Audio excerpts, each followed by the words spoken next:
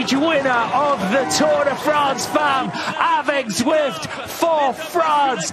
Kaboom! Cedrine Cabal takes the stage for France, and the clock will start ticking. If you think women's cycling has been on a rough patch lately, you're about to find out just how much worse things have gotten. Two major teams are facing a complete shutdown, and one of them just made it official. Ceratizit Pro Cycling announced in August that they're closing their doors forever.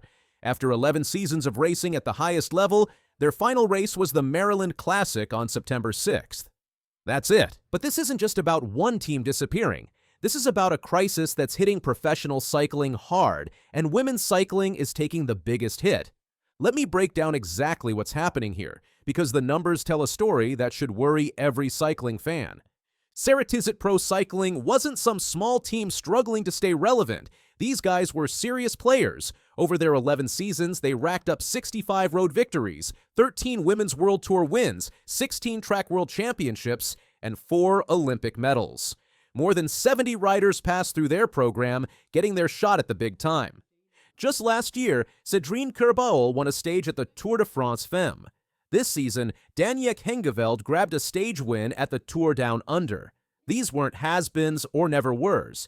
This was a competitive World Tour team that ranked inside the global top 8. So what went wrong? Team manager Claude Sun didn't mince words in his statement. He said the current economic climate made it impossible to keep a World Tour team running.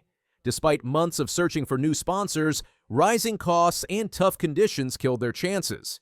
Here's the timeline that led to this disaster. Back in May, the Ceratizit Group announced they were pulling out at the end of this season. That gave the team about 4 months to find a replacement sponsor willing to fund a World Tour operation. 4 months might sound like plenty of time, but in the world of professional cycling sponsorship, it's barely a blink. The team had been with Ceratizit since 2020 as title sponsor, but the relationship went back even further. The Ceratizit Group had been supporting them since 2014, back when they were still called WNT, and based in Sheffield, England. That's where this story gets really interesting. This team didn't start as some big-money operation. They began as a British amateur setup in Sheffield in 2014. Just a small group with big dreams. By 2017, they applied for their UCI women's team license and immediately started making waves. Irish champion Lydia Boylan won their first professional race at Setmana Ciclista Valenciana. Then Hayley Simmons followed up with a stage win and podium finish at the Thuringen Ladies Tour. They were building something special from the ground up. The real breakthrough came in 2019 when they signed major names like Kirsten Wild and Lisa Brennauer. Wild sprinted to World Tour victories at Brugge de Pan and Gent-Wevelgem. At the World Championships that year, she won 3 medals, including gold in the Madison and Omnium, while Brennauer took silver in the individual pursuit.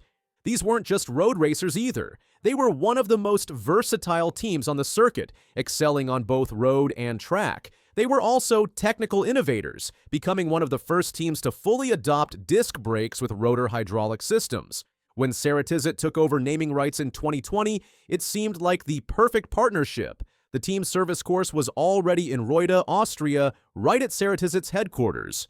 Everything aligned perfectly. They stepped up to the Women's World Tour in 2024 and kept winning. Marta Lach took a World Tour stage at the 2022 Tour de Romandie, then swept both races at Festival Elsie Jacobs in 2024. The success continued even after Wild and Brennauer retired. Now all of that is ending because they couldn't find someone willing to write the checks. The current roster reads like a who's who of international talent. Sarah Van Dam from Canada, Mylen de Zoede, Sandra Alonso, Elena Hartmann, who just won the Tour El Salvador. Kristina Berlova won the Czech National Road Race Championship this year. These are riders at the top of their game, and now they're scrambling to find new teams. The only rider with her future sorted is Daniek Hengeveld, who already signed with Visma Lease a bike for next season. Smart move considering what's happening. But Ceratizit isn't the only team in crisis. Arkea B&B Hotels is facing an even worse situation because they're losing both of their naming sponsors at the same time. Emmanuel Hubert, their general manager, sent a memo to riders and staff confirming that both Arkea and B&B Hotels are pulling out after 2025. That affects both their men's World Tour team and their women's pro team.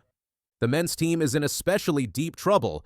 They're currently sitting outside the top 18 teams in the world rankings, which means they could lose their World Tour license even if they found new sponsors. They've only won 8 races this season, and none of those were at World Tour level, but they do have some valuable assets that other teams want. Kevin Vauquelin just finished second at the Tour de Suisse and won a stage at last year's Tour de France in Bologna. According to sources, Ineos Grenadiers have been eyeing the 24-year-old French rider for a while. Hubert's memo to his teams was both realistic and hopeful. He told riders he understood their concerns and had already given some permission to explore other options. But he also said he's been working for months to find new partners and still believes some encouraging signs exist. He wrote to his teams saying that cycling operates on an uncertain balance with short-term contracts and futures that are rarely written in advance. It's a reality they all share, but that doesn't make it any easier when your livelihood is on the line. The bigger picture here is scary. 2 established teams with solid track records and competitive rosters can't find sponsors willing to keep them afloat. If teams performing at this level can't secure funding, what does that say about the state of professional cycling? The economic climate that Claude's son mentioned isn't just affecting Ceratizit. Sponsorship money is getting harder to find across all sports, but cycling seems to be hit particularly hard. The costs of running a World Tour operation keep rising while potential sponsors are tightening their budgets. For women's cycling specifically, this is devastating. The sport has been growing in popularity and media coverage, especially after the success of the Tour de France Femmes. But popularity doesn't automatically translate to sustainable funding. When Ceratizit shuts down, their World Tour license becomes available for 2026.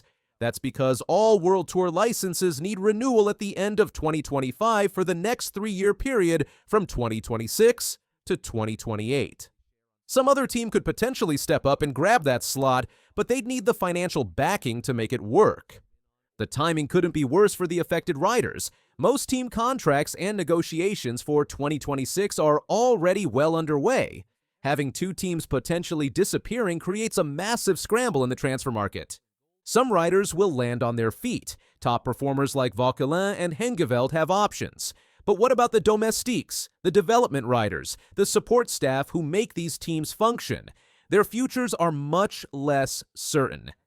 The sport has faced challenges like this before. Teams have come and gone throughout cycling's history.